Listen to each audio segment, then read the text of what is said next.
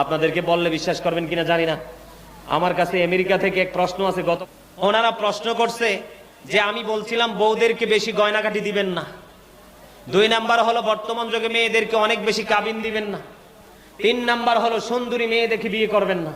সেদিন সময় সংকীর্ণতার কারণে কিন্তু আমি এটা এক্সপ্লেইন করতে পারি। এই জন্য নবী বলেছেন আল্লাহওয়ালা কান কাটা বাদিদাসী অনেক উত্তম ওই দুনিয়ার চামড়া সুন্দরীর চাইতে।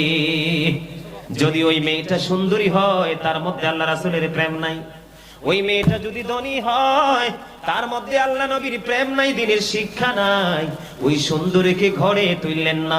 যেদিন আপনার সামনের দরজা দিয়ে বউ হয়ে ঘরে ঢুকবে আর পিছনের জানালা দিয়ে আপনার ঘর থেকে সেদিনই সুখ চিরদিনের জন্য পালিয়ে যাবে।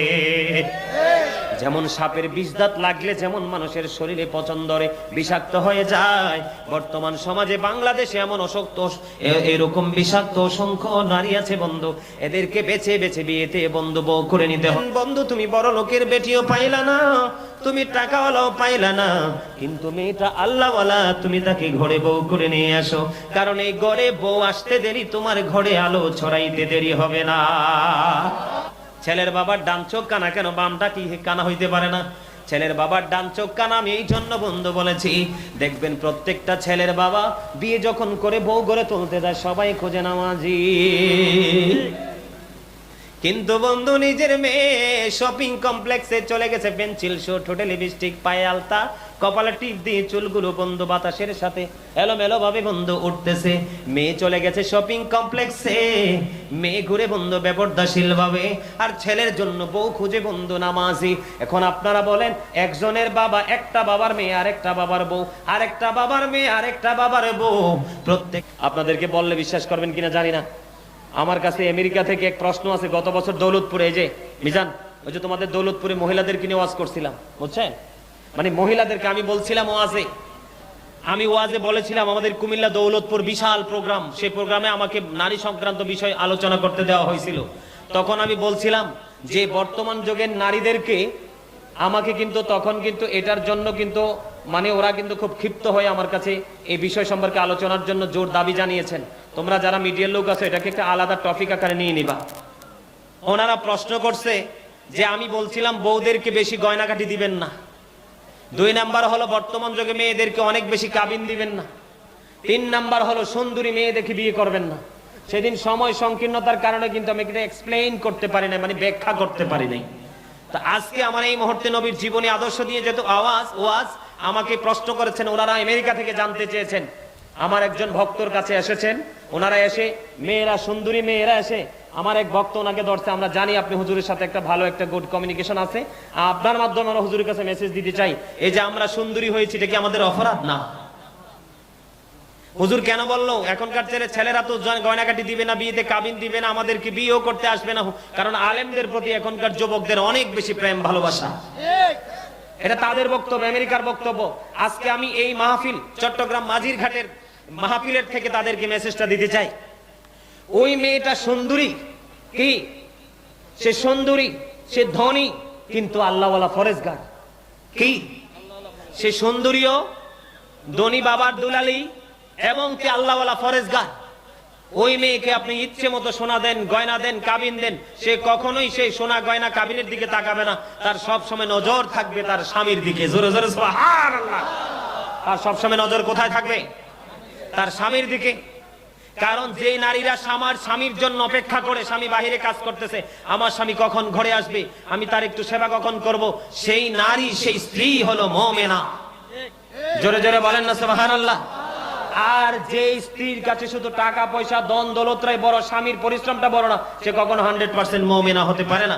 তো এই জন্য আমি আপনাদেরকে বলতে চাই, ওই সুন্দরীকে টাকাও দিবেন বেশি, কাবিনও দিবেন বেশি, সোনা গয়না দিবেন বেশি, উত্তম পোশাকও দিবেন, কোনো সমস্যা নাই, কারণ তার ধার্মিকতা তাকে সব লোভ থেকে দূরে ঠেলে দিয়েছে। যদি ওই মেয়েটা সুন্দরী হয় তার মধ্যে আল্লাহ রাসূলের প্রেম নাই, ওই মেয়েটা যদি ধনী হয় তার মধ্যে আল্লাহ নবীর প্রেম নাই, দ্বীনের শিক্ষা নাই, ওই সুন্দরীকে ঘরে তুললেন না। যেদিন আপনার সামনের দরজা দিয়ে বউ হয়ে ঘরে ঢুকবে আর পিছনের জানালা দিয়ে আপনার ঘর থেকে সেদিনই সুখ চিরদিনের জন্য পালিয়ে যাবে। যেমন সাপের বিষ দাঁত লাগলে যেমন মানুষের শরীরে পচন্দরে বিষাক্ত হয়ে যায়, বর্তমান সমাজে বাংলাদেশে এমন এরকম বিষাক্ত অসংখ্য নারী আছে বন্ধু, এদেরকে বেছে বেছে বিয়েতে বন্ধু বউ করে নিতে হবে। আমার নবী বলেছেন বন্ধু তুমি সুন্দরীও পাইলা না, আমার নবী বলেছেন বন্ধু তুমি বড় লোকের বেটিও পাইলা না, তুমি টাকাওয়ালাও পাইলা না, কিন্তু মেয়েটা আল্লাহওয়ালা, তুমি তাকে ঘরে বউ করে নিয়ে আসো, কারণ এই ঘরে বউ আসতে দেরি তোমার ঘরে আলো ছড়াইতে দেরি হবে না। আপনাদেরকে একটা কথা বলে, তেঁতুল গাছে কি ধরে, আম গাছে কি ধরে, জাম গাছে কি ধরে, তাল গাছে কি ধরে? তাল গাছে আম করতে দেখছেননি? কোনোদিন দেখা যায় না, দেখাও যাবে না। তেমনি ভাবে উশৃঙ্খল বাবা মার মাধ্যমে উশৃঙ্খল সন্তান পৃথিবীতে আসবে। পরেশগার মায়ের উদর থেকে পরেশগার সন্তান বন্ধু পৃথিবীতে আসবে। এই জন্য নবী বলেছেন বন্ধু সুন্দরী মেয়েটা যদি আল্লাহওয়ালা হয় তাকে সব দাও, কোনো সমস্যা নাই, বিয়ে করে গড়ে তোলো, কারণ সুন্দর আমার আল্লাহ নিজে পছন্দ করেন, কারণ আমার আল্লাহ নিজেই তো অনেক সুন্দর।